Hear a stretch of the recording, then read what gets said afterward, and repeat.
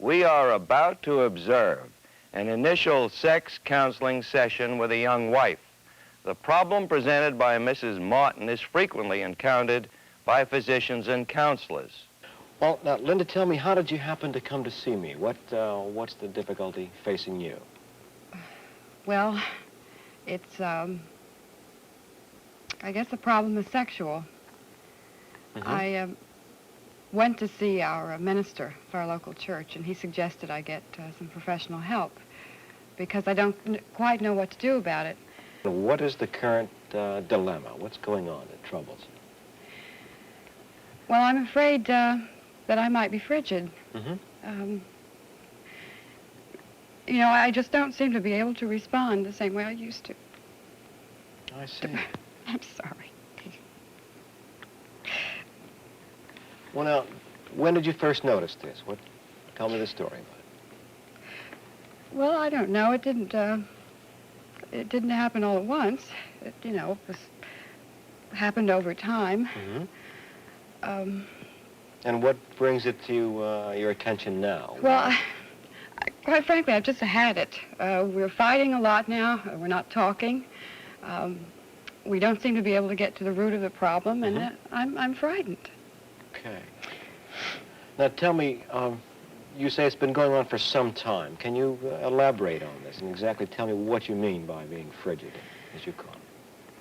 Well, I don't have climaxes anymore at all. It seems like we go to bed together, and I feel that he wants me or wants sex, and I feel like I'm just submitting now. That I'm not giving anything or getting anything. You're not having a climax during intercourse itself? Is this your concern? That's right. Does this mean you have climax or orgasm outside of intercourse? Yes, sometimes. You have had this in the past? Yes. And your sexual pattern during courtship, before you got married, what was it like? What did you do and how'd you react? Well, in the beginning it was kissing, necking, you know, petting, and... Were you troubled by any of your responses at that time? No. I know that I felt more sexually attracted to him than anyone I ever had, and I really wanted to have sex with Bob. Then after we were engaged, I did. I felt secure, and I did. You had intercourse, and your response to that before you got married was what? Was good. Every now and then I felt a little uncomfortable. I mean, we'd be at his apartment, and I'd be afraid maybe a friend would come over. I feel a little discomfort. You know, I was relieved after the wedding. Okay. What, let's call them vibrations. What vibrations might you have gotten concerning sex as you were growing up as a child? What kind of sex education atmosphere did you go through? Well, as far as education, I had none. My mother wouldn't be able to talk about sex at all. But as far as dating, she was pretty rigid about, you know, even when I was very young, she would tell me, you know, you shouldn't kiss boys. They'll think badly of you. I see. If don't go out in a car. A slight put down. So yeah. Yeah, be careful. It was a cautiousness, you know. Okay. I was sort of chubby when I was younger and kind of plain, I thought anyway. And I began to slim down at about 13, and my father noticed it, told me I was getting pretty, and boys liked me. I enjoyed it. How do you see yourself these days? Well, I know I'm an attractive woman, but I don't feel that way with Bob anymore. Okay. Maybe that's the problem. I even worry that maybe he would be interested in some other woman. Has this really come up? No, not really. It's just that I feel like if I can't respond to him the way I should, that he may get interested in someone else. Right. Now, take me to the present day. What goes on today, these days, concerning when romance and sex are in the air? What occurs? Paint a word picture for me, if you can. Nothing. How's that? Well, as I say, we spend the evening with the kids. After we get the kids to bed, he's usually very tired. He watches television. What's going on in his mind if it's going to be sex? What do you think he thinks? He gives me a look, you know. Okay. Raises his eyebrow. And your response is what? Well, it used to be, he didn't just give me a look. I mean, Okay. he would touch me, he would tell me I looked nice, or he would do something to make me really feel that way. Mm-hmm. But if it's just going to be, you know, He get gives it you the over look. with, He gives you the look, and what goes on inside you? I think, oh, here it comes. And I want, you know, I want to express myself that way. Yes. And show him that I feel that way. And I try to, you know, when we get to the bedroom, I try to open myself up that way and relax, and I'm telling myself to relax and relax, but it's not the same. It makes me feel very bad. I sometimes cry myself to sleep, frankly, afterwards. Well, where did you get the impression you were frigid? How did you happen to use that label? Well, from reading, and then I know in one of our arguments, Bob said I was frigid, and he said, all my friends think you're so attractive and so sexy, but you're not really, which I... But you have had climaxes. You are Yes. orgastic, and you have been in the past in better settings. Is that correct? Yes, that's right. Well, that doesn't qualify you for being frigid. Well, it's been a long time, though. I mean, okay. You can't become frigid. No, you really can't. Not if you've been orgastic. It's a bad term, okay? So leave it in quotes, you know, take it off wherever you're wearing it and give it to someone else, all right? Can you do that for yourself, huh? Yeah. Well, you're not frigid. You do have some sexual dysfunction. You're not responding as you'd like to. Fair enough. I'll agree to that. But you're not frigid, okay? Let me ask you a question. Would you ever tell Bob what to do in terms of how to help you get more excited? Well, no. I mean, it seems like a man should know that what you need is tenderness and gentleness before, and make you feel pretty and make you feel so you can lose yourself. I don't see why I have to say to Bob, you know, make me feel that way. I mean, it's like, I don't know, do this, do that. It's like a traffic cop or something. That It's like upsets you. he should this stuff. feel that. Yes. If he really loved you, he could read your mind. Sometimes I'm not sure he does. Yeah. But you feel that way, do you not? Okay. Well, now, Yes. tell me, do you ever ask him to scratch your back? Sure. Hmm? Or rub it. I mean, I'm Why is that? exhausted at Why the is end of that the day. legal, and you can't ask him how to caress you sexually? Sexually? Hmm? I don't know. I'd probably be embarrassed to do that. Now you're smiling at the same time. What's that mean? I'll tell you why I bring it up. All right. All right.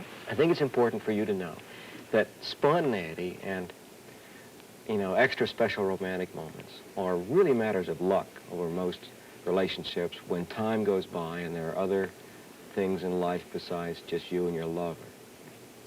In your marriage with a busy guy, and you're busy with the kids, perhaps the time for spontaneity is really gone by for now. You're too damaged. You're not communicating enough. So how can he possibly understand you clearly unless you tell him where you are?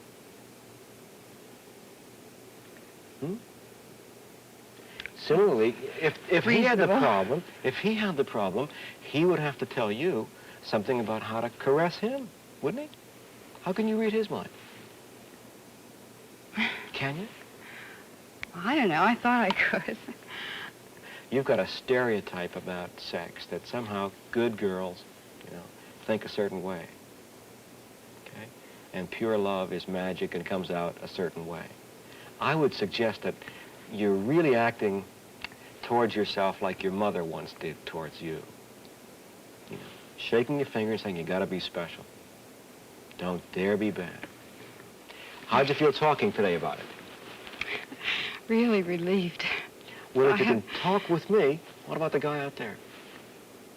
Possibility? Oh, I hope so. All right. Bring him in next week, all right? All right. We'll look at this matter from all the angles I've described. Good to see you. Good to see you. Mr. Martin, I appreciate your coming in. As you know, I saw Linda last week. May I call you Bob, incidentally? Certainly. Tell me, how you felt about coming in. I want very much to meet you and get your perspective, but did you have any reactions to her asking you to see me? Irritation. Tell me about that. What do you mean? Well, I had to reshuffle an entire week's schedule. I'm afraid I'm very busy in the office. You're a lawyer. That's right. Right. And I'm questioning the importance of my being here at all. So you have some personal irritation besides the professional? Oh, yes, of course. I'm as I said, I'm very busy, and this is Linda's problem, basically, and I don't understand what value my being here can be. I don't think I can contribute anything that's significant, except to probably restate what Linda's already said. Tell me, if you can, something about your analysis of the situation. How do you see it? Well, of course, I'm somewhat subjective about it, Sure. But her sexual performance is diminished. She doesn't seem to be enjoying it. Consequently, my enjoyment is a little less. She's snappy around the house, a little quick to anger. And you don't know why this is No, I don't. But it's been about 2 months, and as far as you can tell. That's All right. Tell me, if you can, something then along these lines. We'll get back to the cause of all this. Something about yourself. Where do you come from, and what kind of a sexual upbringing have you had? I suppose I'm a average middle-class American. My parents went to church regularly. Let's bring Linda in now and talk it over. Before she comes in, do you have any questions for me? I don't think so. All right, we'll bring her in and go on to the rest of the session. Linda, Bob and I have just been talking in the same way that you and I talked as to how we view the situation and what might be done to correct things as they've developed. I wanted to know something about your feelings, for starters, in terms of being out there in the waiting room. Incidentally, I see you got your hair cut since you were here last. Yes, do you like it? Yeah. I felt like I needed a change of some kind. I don't think Bob likes it. I like it. You like long hair. You know you do. It looks fine. It looks fine. Well, anyway, I like... He didn't believe you. Yeah. Okay. How did you feel sitting out there? What? Well, a lot better today than I did last week when I was here. I feel much more relaxed, and I'm anxious to talk about these things, because when I went home, I told Bob that I had already felt a lot better, and if we could come together and talk, we could probably find out more about what was wrong. I was so relieved. I told him I was so relieved last week to find out I wasn't frigid, because that had been one of my big worries. Also, I realized that I did have trouble communicating to Bob how I felt. And Tell him now. Go ahead. Well, you know I have trouble talking to you sometimes. I always feel like I'm on the witness stand, and that I have to make a logical argument the way your clients do, or your colleagues do. You don't have to make a logical argument the way my clients or my colleagues do. All you have to do is make a logical argument. Well, sometimes it's hard to say exactly how you feel. I know I have that difficulty, and I have to work on it. But that's one of the reasons you're here, because it's both of our problems, and because sometimes I think you don't listen to me. If I can, Bob, would you tell Linda your summary, so to speak, of what we just talked about? Give her some feedback, and then we'll build on this. Can you, please? I presume you mean what we just talked about. Tell her your view of what we just discussed. Well, I guess we arrived at two main points, which were the fact that there is an involvement on my part with your problem, and the fact that ours is a complex relationship, contrasted against the casual relationships that I had with other women before we were married. Ours is a much more complex one, and therefore the solutions to problems are a little more complex. Let me ask you a question. When Linda gets emotional, what goes on in you? Well, I just How do you feel at a gut level when she gets emotional? Well, I just find it impossible to deal with that with anyone on that level. I mean, what am I supposed to do? Am I supposed to get equally emotional, and then we get nowhere? I don't know. What do you do? What I try to do is to calm her down, and to the point where we can talk rationally. And not with a great deal of emotion, which is unintelligent. I see. But you never seem to sense anything. I feel like I can sense your moods or sense your needs, and you don't ever seem to sense mine. You're always distracted. You're not romantic anymore. You don't ever touch me. It's always just, let's go to bed. Now, let's go back to this kind of a situation. I want you to try and go back in your mind to an experience somewhere where things got bleak. You know what I mean? I can remember one very specific incident when things were getting bad between us, and I began to feel unattractive, that he wasn't attracted to me, never sensed that I needed anything, that he seemed so distracted all the time. But so one day I always keep the house very clean, and when he comes home, there's not the garbage all around from the kids. And I always try to keep a nice atmosphere for him to come home to. But this particular night, I had cooked a special dinner from Gourmet Cookbook, and I had a low-cut dress on, and I had the lights down. I had candles on the table. I had everything, I wanted to show him that I wanted to be attractive for him, and I wanted him to think of me as a... Tell him the story while you're elaborating. As a woman. You seem to know what she's talking about, do you? I know now, I guess, what she's talking about. All right. Go ahead. Finish. Because, he came in, didn't even notice, that I had anything different on, or that there were candles on the table, or even smelled the fantastic aroma of the food I was cooking. Walked right through the room. I had made sure the kids stayed with my parents. He walked right through the room, opened his briefcase, fumbled around papers, turned around and said, "Where are the kids?" And then what happened after he did that? She launched into hysterics. Well, not right away. What do you mean? It wasn't right away. It was certainly very fast. I walked in, and as she says, I can't remember what it was I was doing, but I had just come in from a busy day at the office, and I had something on my mind about something I was going to be doing the next day, preparing a brief or something. You always do. Well, that's the nature of my business. But at any rate, I walked in and then was prepared to be father and husband, as I thought, would be nice to do. And I said, "Where's the kids?" And she launched into But how could you turn and look at me in a beautiful dress like that with candlelight and say, "Where's the kids? I'm not just a housemaid." I hardly had time to take a look at the stage setting. That's ridiculous. You have to be blind. That was then that I decided he really wasn't attracted to me at all anymore, and then he probably saw women from the office. I didn't know. Well, that's ridiculous. Well, that's the way I felt. This fight that you're having, a struggle, for power within this relationship, is something that has to be settled. Not in the sense of having a winner and a loser, which is what you've done. You win, she loses, and out goes sex. Okay? There's got to be perhaps a better way to work out your hostilities and your grievances and your anxieties than just kind of tearing away at each other. I think you can see that what you do is you tend to overreact, both of you. You both tend to overreact to each other. You get really too tense when she gets over-emotional, if you will. And you get too tense when he gets too preoccupied. And rather than try to engage each other and negotiate about that or deal with it, you tend to both withdraw. And your sexual problem is a result of that withdrawal. If you could handle this level of communications between you, if you can start to get acquainted in the non-sexual area, which seems like it's possible if you can recognize that you really have something to go with, right?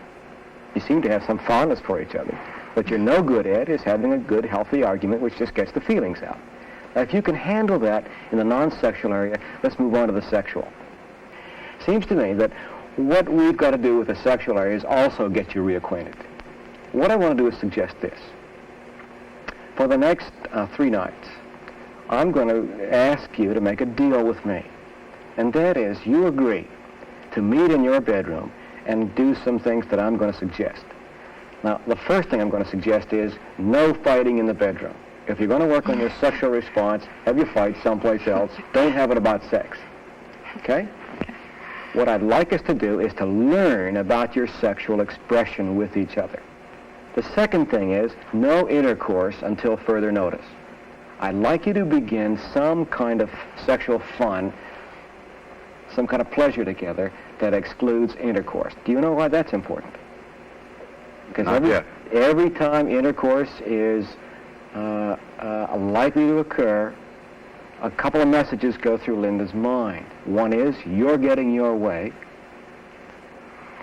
And the second is, she's going to fail. So she cannot anticipate any reward. And what she does is she enters the bedroom, and she's going to have to perform, and then she has to say, relax, damn it, relax, and she fails again. And that becomes a vicious cycle. That conditioned reflex we're talking about. Right. I need your help to help her with that.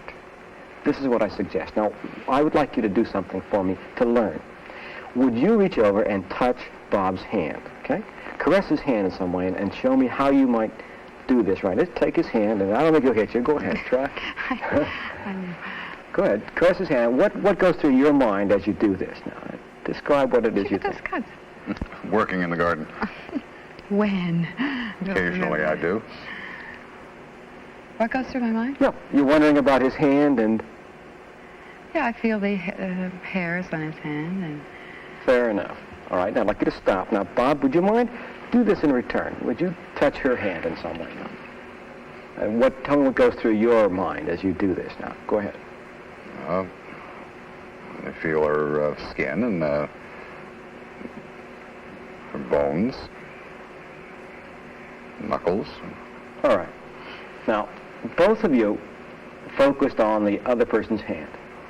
You wondered about her hand, you wondered about his. Am I correct? You both wondered about the receiver. Now, I'm going to suggest that the next 3 nights when you touch, change that. Rather than trying to worry about the receiving hand, if you do this to yourself, you see, you'd typically think about the receiving hand. Think about the sender. When you touch each other, don't worry so much about what the receiver is getting. Think about what you're getting out of it. But think about what you go through when you're touching your partner in some way. But isn't that just selfish? And just to think about what Sure feels good to me? Yes, it is. But it's selfish within a good relationship, within some capacity for concern. The reason it's important is this. Now watch. When she starts to be concerned about her own sexual comfort, she gets critical, and then she withdraws. Part of her's up there in the corner of the bedroom saying, relax. The moment that happens, you're trapped. When that starts to happen, I'd like you to be able to touch this guy in such a way that you are pleased. Not him, he'll be all right. He'll tell you if it's no good. And in order to get to this point, I'd like you to learn that. So for the next 3 nights, I'd like you to get physically acquainted without touching the breasts or the genitals, on the basis of, as you touch, as you're giving to your partner some kind of caressing, some sensual expression, the reason you're doing it is because you're getting something from it. Do you understand? You look a little puzzled, Bob. Do you understand? Yeah, Is it worth a try? I suppose so. It just seems like a very artificial kind of setup. No, Right. I would like to try it, because that's what I missed about. Remember before we began to have sex, we did a lot of Well, that's true, certainly. holding hands and silly things, but I miss that. It's called foreplay. A lot of people make it forework, which is too bad. Now, let me explain his dilemma. He's an ordinary American male who was brought up in a casual atmosphere about sex and really hasn't had very close, long-standing, intimate relationships with women. And also, he is conditioned as a sexual animal to really be more concerned about his genital sensations than anything else. We're like that. We don't have the same kind of skin hunger that the Lindas of the world have for a total caressing experience. Our bodies aren't used to that. I really bring this up because I think that the women are right, that their desires for a more generalized sexual experience are probably a little healthier than just you and I who get a genital sensation, get aroused, and want to get to it, down to the nitty-gritty, and stop all this messing around. That's what you call artificial. I'd like to suggest that we do this because it's going to be rather like learning a new sport. Okay? At first artificial, but then you'll slip into it naturally. what I'm going to ask you to do is simply record in your minds what it's like to receive. You take 10 minutes each, right? 10 minutes giving and 10 minutes receiving each night. And your task when you return here will be to share with us what it is you went through as a giver and as a receiver. And we'll try to sort out your signals. You're not working clearly with each other in the sexual communication sphere. You're misreading things. You hope he can understand you without being clear, and you end up overreacting when she's getting emotional, whether it has to do with sex or not. And that has created this kind of Mexican standoff that you run into every now and then. So what I want you to do is come back, and we'll work on the sexual pattern. We'll go next to caressing the genital area and the breasts, and then the phase beyond that we'll go to intercourse itself. But this one is, as I described it, kind of the early phase. Your marriage can obviously work out fine if you just work at it. You're too preoccupied and you have to get back in it. And you've got to be able to get through without being so threatening. Okay? It's not that difficult if you let her hang in there. So, I think you can see we want to work out both the non-sexual and the sexual together. For now, correct the sexual pattern, and I think you'll have an interesting time. I think you'll see that it'll have a ripple effect and improve lots of things. All we have to do is learn. So I'll see you in a few days, and we'll get together then. Okay. Fair enough? No, we'll give it a try. Okay. See you then. Okay. Thank you.